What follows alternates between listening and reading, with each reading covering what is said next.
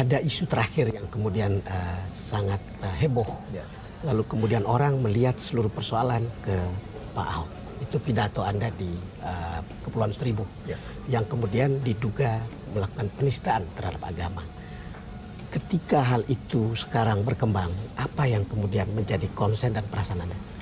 Ya, pertama, saya tentu tidak ada maksud sama sekali untuk menista agama. Saya juga sama punya Iya, keyakinan serupa. saya kan hidup di Belitung Timur yang 93% Muslim. Ya. Dan saya sekolah besar juga di sekolah Islam. Dan bahkan saya punya ibu angkat, saudara angkat yang Muslim. Bahkan meninggal pun, berapa teman-teman dekat saya meninggal, sampai mandikan pun saya tungguin. Sampai ngangkat jenazah pun saya angkat. Bahkan kalau ke kuburannya pun, kita kampung tuh buka sepatu untuk ke kuburan untuk yang Muslim. Jadi bagaimana mungkin saya mengerti betul ajaran Islam bisa menista atau menghina Islam apalagi Al-Quran. Tapi kalau kita merujuk ke para Pulau Seribu, Ya. sebetulnya kondisi itu begini sebetulnya. Saya menawarkan program yang bagi hasil 80-20. Tapi waktu saya lihat ada ibu-ibu itu, saya merasa, saya terbayang waktu kejadian di Belitung. Ya.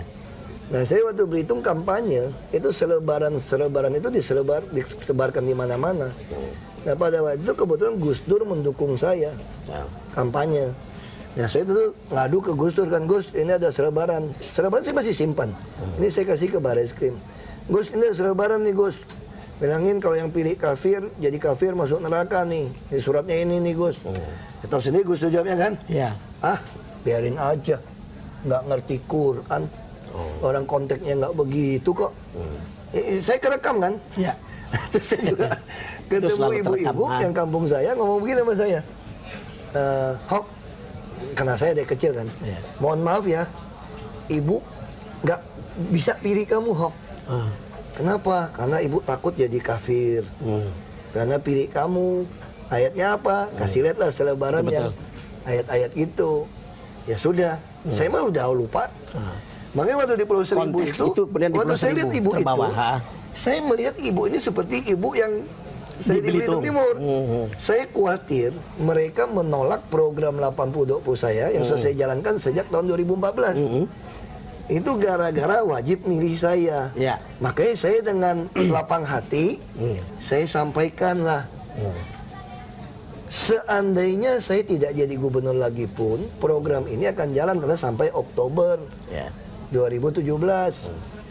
Ibu nggak mau pilih saya pun, ini program juga jalan. Betul. Itu semua orang tahu itu. Saya jadi teringat omongan Gus Dur juga kan. Terus saya bilang, nah kalau sampai ibu dibodohi dengan memakai ayat ini, ya ibu nggak usah pilih saya. Betul. Saya nggak marah loh.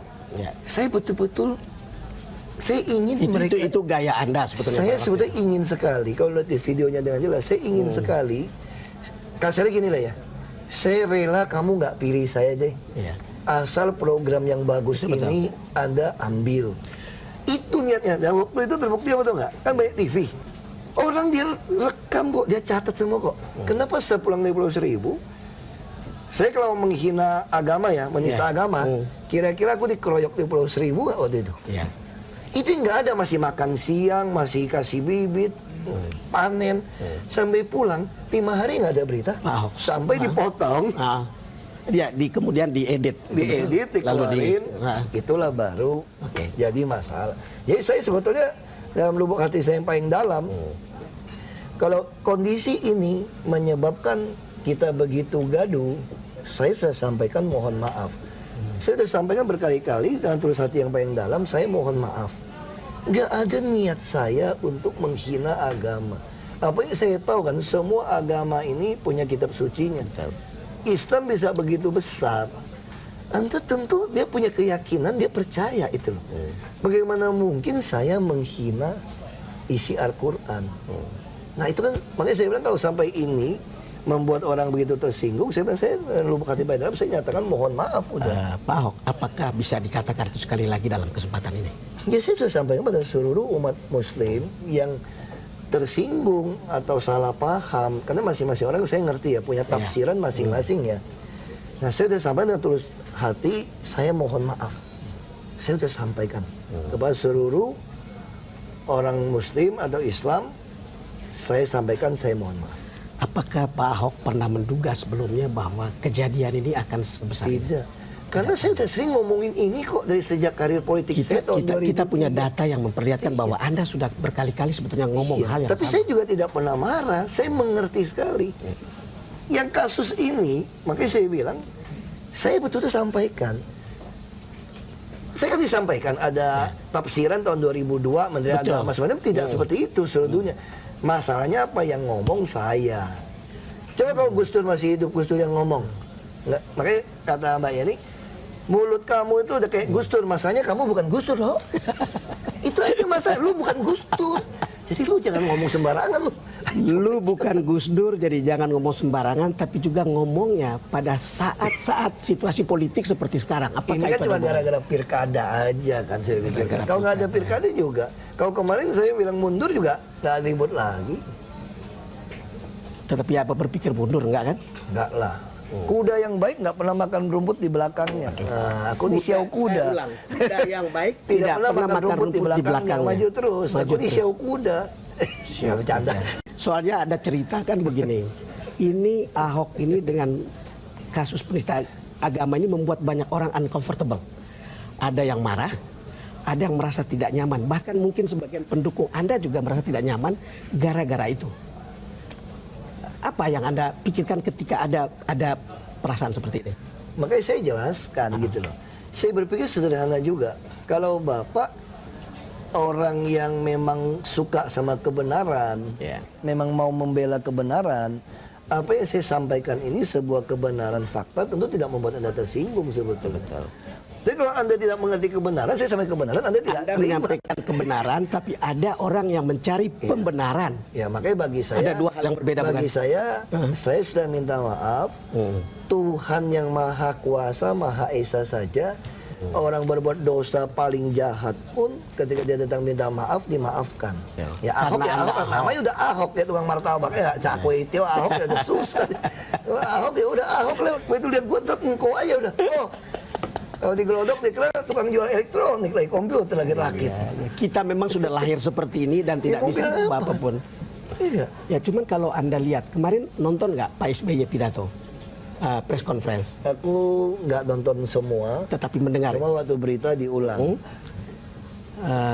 Kan bilang bahwa Ahok itu 250 juta orang, satu orang klaim. Ini kenapa dibela gitu kan? Dan itu. Ya saya kalau ngomongnya dia tersinggung lagi sama saya gitu tuh nggak. Ya, saya nggak mau komentarin apa kata beliau lah, ya kan? Tapi kalau memang harus ada seorang Ahok jadi masalah untuk 250 juta, ya benar Ahok itu harus dihabisin. Masalahnya tadi saya datang ke sini, Bapak kan 250 juta dong, nggak? Saya juga bingung itu 250 juta semua nolak saya. Yang lebih baik kan kita udah ikut pencalonan. Ya kita tunggu aja 15 Februari. Kira-kira apa betul 250 juta? Kita uji petik kasusnya di Jakarta. Ya saya kira, ya saya nggak mau komentar lah ya. Nama juga presiden ke-6, ya kita nggak mau komentar. Katanya kan seolah-olah Ahok itu diistimewakan, tidak mengikuti proses. Padahal sedang jalan, bukan? Istimewakan apa? Saya dipanggil BPK, dipanggil polisi, Baris Krim, dipanggil KPK, itu 12 jam udah kebal. Yang kasus penistaan sudah dipanggil juga, bukan? Udah dipanggil juga, aku datang sendiri, Pak. Polisi kan bingung kan, ini ada peraturan panggil apa nggak? Aku datang aja, ini mau panggil kan, Senin nih. Saya datang. Saya mau warga negara yang baik, Pak. Kalau Bapak panggil saya datang, Pak. Abang panggil saya makan, Pak. Datang. Makanya enak lagi ya. Panggil Baris Krim datang. Kalau lihat gini kan orang menafsirkan demo yang menghadang Anda adalah ada motif politiknya, tapi juga ada sebagian yang mungkin murni kan merasa bahwa mereka tersinggung, bukan? Saya nggak tahu. Makanya semua orang pengen tahu apa yang terjadi besok. Betul. Ya kan? Betul. Nah, saya juga ingin tahu apa yang terjadi besok. Apakah negara ini harus kalah dengan tekanan-tekanan segelombol orang? Kalau ini berhasil berarti kan nggak usah ngomong undang-undang dasar. Bisa kumpulin 100.000 orang, dia yang menentukan undang-undang. Saya kira bukan begitu berbangsa bernegara. Kita udah putuskan 250 juta itu diwakili oleh 560 anggota DPR RI dan 1 presiden. Itulah membuat undang-undang atau merevisi undang-undang. Kita juga punya kepolisian, kita punya Mahkamah Konstitusi, kita udah menerima dasar negara Pancasila. Tapi kalau dengan 100.000 orang harus memaksa orang di penjara, dihukum segala macam, saya kira ini bisa jadi presiden buruk. Yang punya duit bisa bayar 100.000 orang tiap kali turun. Ada yang bilang bahwa Gitu kan jadi lucu negara ini gitu loh. ada yang bilang Ahok itu sasaran antara, tapi kemudian ke Presiden Jokowi. Nah, kalau itu tanya sama presiden ya, Pak. Sama Presiden. Lalu dengan kasus-kasus seperti ini sekarang ini, apakah Anda merasa tetap nyaman dan aman lakukan pekerjaan? Aku sih nyaman aja ya. Hah? Nyaman aja. Aku lebih sehat sekarang, cuma lebih hitam karena jemur. Lebih hitam, memang tidak seperti ketika kita ketemu Ini di balai gara-gara kota. suruh pawai 3 jam aja tuh. Lupa bawa sunblock lagi. Angus. Jadi tidak ada peningkatan keamanan atau Anda minta pengamanan lebih? Polisi yang kasih semua. Soalnya kan ada spanduk yang mengancam membunuh Anda, bukan? Udah banyak ancaman sih. Mereka juga ada ancaman video, bunuh Ahok kasih 1 miliar segala macam ya. Saya kira itu bagian dari polisi lah ya. Nah, terus saya juga berpikir nasib orang juga di tangan Tuhan. Saya pasrah berserah saja. Ya. Kalau Tuhan udah tentukan kita harus mati muda, takut juga tetap mati loh. Ya. Kecuali kalau kita takut tidak mati, ya saya mau takut. Tapi kalau kita takut pasti mati, ya mau apa lagi? Ya kan? Makanya kita bilang sama istri, sama anak kita lah. Ya kan? Kalau saya mati, dapat asuransi, lu jangan dibodohin laki-laki lain. Saya ingat, Hati-hati loh gue bilang loh. saya ingat Laki-laki bisa Pak Ahok bodohin waktu, loh. waktu kita bicara di balai kota bilang mati adalah keuntungan. Ya. Itu memang, kita kalau bicara jujur ya, coba lihat. Bapak pernah tahu nggak mukanya John F. Kennedy tuanya kayak apa? Tahu. Bruce Lee nggak tahu. Marilyn Monroe nggak Ya, tahu. Itu untungnya orang mati muda tuh. Yang gagah tuh, Masih lihat gagahnya. Abad-abad Tidak tahunnya perlu segitu foto. tuh. Wow. Nah, kenapa mati keuntungan? Kalau kita bicara manusia tuh manusia kadang-kadang kita lucu juga. Ya. Hidup ini untuk apa? Kenapa orang beribadah? Tujuannya bisa muka dengan muka ketemu Tuhan. Orang pengen masuk ke surga. Itu ketika Tuhan memutuskan waktumu selesai, capek-capek di dunia selesai, kamu kembali ke surga dia lebih Selesai. nyaman. Kok kita nggak mau? Bilang dunia belum selesai. Secara manusiawi terlalu mudah Anda memikirkan kematian. Saya berpikir sederhana juga gitu. Kita takut mati pun, kalau memang ditentukan mati, Betul. teman saya ya, udah tua dia, 70-an. Dia pernah naik pesawat 2 kali jatuh kagak mati. Gitu kan. Serius nih. Yang kedua kali itu waktu merpati ATP jatuh di Belitung. Dia udah pingsan, pesawat terbelah 2. Udah kebakar pesawat nih. Orang pada lari, nginjak perut dia. Dia kebangun, dia lari. Nasib. Sementara saudara saya satu, angus kebakar. Duduk di depan, ini yang nasib aja. Iya. Pak Ahok, kita break dulu. Kita akan segera kembali. Kembali bersama Basuki Cahayapurnama dalam TBS To The Point. Pak Ahok, ini sebetulnya kegaduhan, taruhlah demo besok, dan sebetulnya yang lebih seru itu kan di sosmed. Dan itu gaduhnya betul-betul tidak terkendali. Anda mengikuti perkembangan di sosmed itu? Saya kadang-kadang aja ikutin. Itu yang dikirimin yang kata-kata jelek aja dikirimin dari staff apa gitu ya. Ya, saya kira saya petahana nggak boleh terpengaruh dengan isi sosmed. Saya harus fokus dengan pekerjaan program yang sudah saya kerjakan. Itu jauh lebih berarti. Nah, seandainya memang di dalam dunia baru sekarang mengatakan sosmed itu bisa menjungkir balikan seseorang. Iya. Bisa mendiskreditkan orang, membunuh karakter orang. Betul. Dengan sosmed. Nah, seandainya itu terjadi pun, kalau saya sampai kalah pun, saya berpikir minimal orang akan lebih lihat, sosmed kan akan lewat. Itu betul. Orang lebih Orang lihat lihat fakta. Betul. pekerjaan di lapangan, program yang saya tinggalkan. Makanya daripada saya habisin waktu untuk menangkis sosmed, masyarakat nggak nerima keuntungan kan. Iya. Lebih baik saya jaga tidur lebih cepat, nggak usah terlalu banyak lihat gituan. Saya yang penting fokus kerja, yang penting sehat, makan lebih baik. Soalnya sekarang banyak orang berdebar-debar. Karena pertempuran di sosmed itu lebih kasar dan lebih keras. Iya pasti, karena memang kalau kita bicara pemilihan alam demokrasi era digital ini, memang orang yang nggak ada apa-apa pun bisa menang dengan cara begini. mempekerjakan ini dengan baik. Ya. Itu bisa menang, tetapi belum tentu menang kalau melawan orang yang memberikan Yang hasil. mendeliver fakta. Itu yang penting. Betul. Makanya itu yang saya selalu yakinin. Sebetulnya warga kita ini mengerti sekali teori Abraham Lincoln, Presiden ke-16 Amerika. Ya. Kalau mau uji karakter sejati dari seseorang, kasih dia kekuasaan. Kasih dia kekuasaan, betul. Nah, kita yang sudah pernah berkuasa, selama sudah pernah menunjukkan hasil, kamu mau goyang kayak apapun harusnya tidak terpengaruh. Kalau dia bisa merasakan. Kecuali memang dia menutup nuraninya kan. Kalau dia nutup nurani pun, makanya di dalam pemilihan presiden paling ketat pun hanya 50% tambah 1. 50% Iya. satu. Tuhan Saya tanya pandangan Anda tentang sosmed ini, karena kemudian seolah-olah tampak juga seperti Anda juga jadi ikut gementar gitu. Ini ada tulisan di memes ya. Tetap dukung saya dalam doa Anda. Semuanya kuserahkan ke dalam tangan Tuhan. Manusia berkehendak, namun Tuhan yang menentukan. Apakah ini dari Anda? Bukan dari saya, tapi kalimat-kalimat ini sering saya sampaikan. Sampai kayak tadi Bapak tanya sama saya juga sampaikan sama kan? Iya betul. Ya, nah ini bisa aja keluar ini. Bagi Ahok, mati adalah keuntungan. Mau ketemu Tuhan kok. Selama ini ibadah mau ketemu Tuhan. Kalau sekarang Tuhan mau bawa dia pulang kok dia nolak. Bisa aja keluar meme. Gara-gara orang keluar kita kalimat. Saya biasa sampaikan kalau di tempat pemuka agama apapun. Kalau saya pidato pasti saya sampaikan. Kalau bisa di dalam doa sembahyang Bapak Ibu, ya ingat doakan saya supaya kita tetap amanah, tetap sesuai dengan panggilan ini.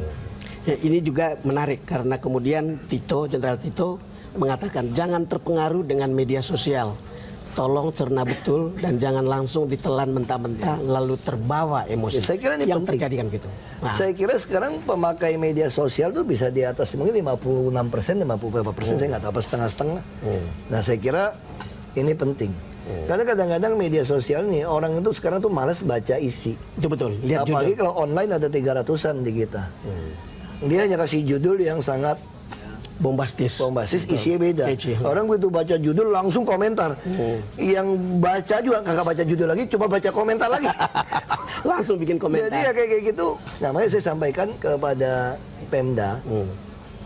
Saya minta semua direkam. Misalnya contoh saya ke lapangan. Tapi sekarang ada Facebook yang bisa streaming ya. Ya.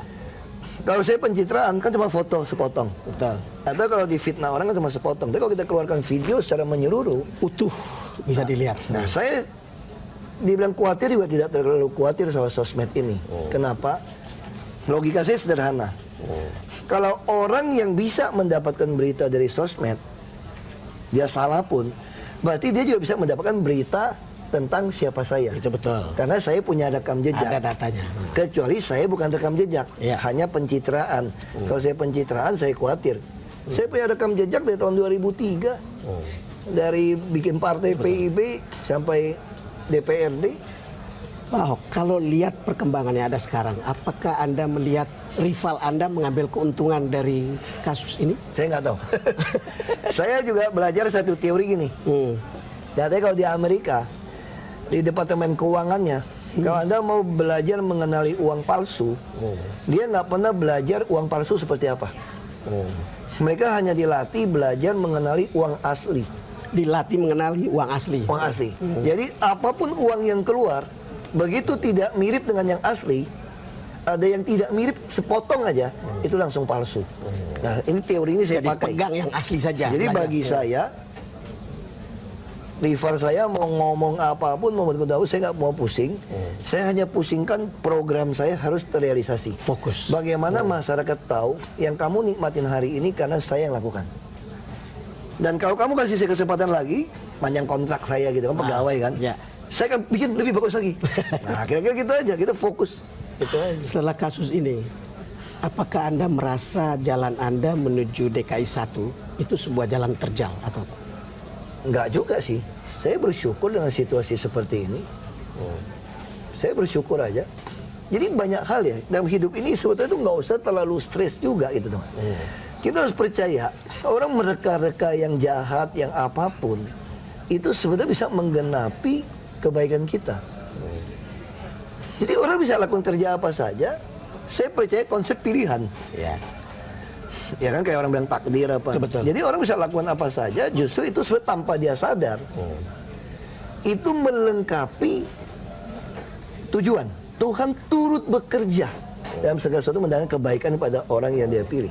Jadi bagi saya, orang boleh lakukan apa saja. Kalau saya yang ditentukan oleh Tuhan untuk memperbaiki Jakarta 5 tahun lagi, Itu tidak akan supaya Jakarta sejajar dengan kota dunia, manusianya IPM-nya setingkat dunia. Kita tinggal 1,01 udah sejajar dunia loh Pak. Kita udah 78,99 indeks pembangunan manusia. Syarat minimal tuh dunia tuh 80, tinggal 1,01. Nah kalau saya bisa lampaui 85, wah saya pikir siapapun nggak bisa tahan saya. Kalau memang saya ditakdirkan untuk jadi legenda gubernur yang mampu membawa orang Jakarta. Sekarang orang Jakarta bisa hidup 78 tahun. Nanti mungkin saya akan dikenang gara-gara Ahok nih IPM orang Jakarta bisa hidup sampai 85 tahun rata-rata. Nah itu kamu nggak bisa tahan saya. Oke, Pak Ahok, kalau sampai sejauh ini berarti Anda masih optimis untuk melewati ini? Untuk Optimis nggak optimis? Saya bilang sama istri saya begini, sederhana. Saya kan percaya teori pemilihan. Konsep pilihan. Betul. Itu yang saya anut. Saya percaya manusia ini nggak ada yang kebetulan. Semua ada Tuhan yang ngatur, yang pilih. Ya. Nah, teori saya sederhana. Kalau Tuhan mau pakai saya, milih saya jadi gubernur, tambah 5 tahun lagi, 6 tahun lagi sebenarnya. Ya. Kan? 6 tahun ya. 6 tahun lagi, kira-kira hampir 6 tahun lagi. Siapapun nggak bisa tahan saya. Betul. Pasti saya jadi. Tapi kalau ada Tuhan mengatakan, udahlah Hok, kayaknya kamu ini sampai umur 50 lu pulang sama gua aja capek, lu dicaci maki orang di dunia kan. Istri kamu juga masih muda kok, masih laku kok, lu pulangnya duluan deh. Ada duit deh. Pulang saya, Pak. Makanya saya bilang sama istri saya nih, kalau Tuhan nggak pakai saya nih, lewat saya nih. Aku cuma pesan satu ya, lu jangan kremasi gue ya. Lu kirim pulang Belitung kuburnya. Mungkin karena gue bupati pertama, gue dipasang di Taman Makam Pahlawan tuh. Di bukit tuh, waktu gue bupati siapin. Itu jadi tempat tujuan wisata. Bisa jual kelapa muda, orang kan jual minuman situ. Orang pengen tahu kan, kubur Ahok di mana? Rumah Ahok di mana ya? Orang datang. Saya bilang, istri saya marah dia ngomong gitu. Lu ngomong sembarangan lu ya? Seharian dia nggak mau ngomong sama saya. Berarti dia mau ngomong. Saya bilang, ini kan siap-siap. Siap-siap. Nah, makanya saya sampaikan, saya nggak tahu Tuhan mau manggil. Ya. Sama ketika waktu saya diajak Pak Jokowi jadi wagub. Ya. Waktu itu Gerindra ngajak saya jadi gubernur. Gubernur ya. Cuma 7 kursi kan. Saya pasti dipecat Golkar. Saya hanya berpikir sederhana. Minimal orang kenal Ahok dicalonin gubernur oleh Gerindra. Sekalipun dipecat Golkar. Nah, terus saya bisa sampaikan pada media, saya punya visi misi apa. Saya berpikir kalau saya nggak jadi ya berhenti di situ. Iya. Nah, waktu saya diajak sama Pak Jokowi, saya juga berpikir mungkin saya hanya sampai titik calon wagub terus kalah sama Foke. Ternyata. Ternyata menang 1 putaran. Putaran pertama. Putaran kedua, kayak saya hitung, kayaknya kalah nih. Semua partai keroyok kan. Berarti saya akan dikenang calon wakil gubernur pernah menang putaran pertama. Nggak tahu jadi. Terus saya berpikir lagi sama istri saya. Berarti saya akan dikenang jadi wakil gubernur Jokowi 5 tahun. Syukur-syukur dia baik sama saya 10 tahun jadi wakil gubernur. Nah, saya hanya berpikir gitu. Nggak tahu nggak berpikir jadi presiden. Berarti saya sampai jadi gubernur. Saya gubernur Ripu. Ini karena Ahok anak hoki kan? Anak hoki. Ya, anak hoki. Jadi gue presiden, gue jadi hoki. Nah, aku juga nggak tahu nih, apakah aku cuma jadi gubernur karena anak hoki berhenti, atau nanti terbukti di sejarah saya menang 1 putaran. Jadi gubernur DKI ini. Nah, paling tidak tapi nggak kepilih, foto saya sudah ada di balai kota. Walaupun tuh gubernur hoki, karena mewakilkan. Namanya masih tulis Basuki Cahayapurnama dalam kurung Ahok anak hoki. Karena gubernurnya hasil ganti. Itu aja sih kan.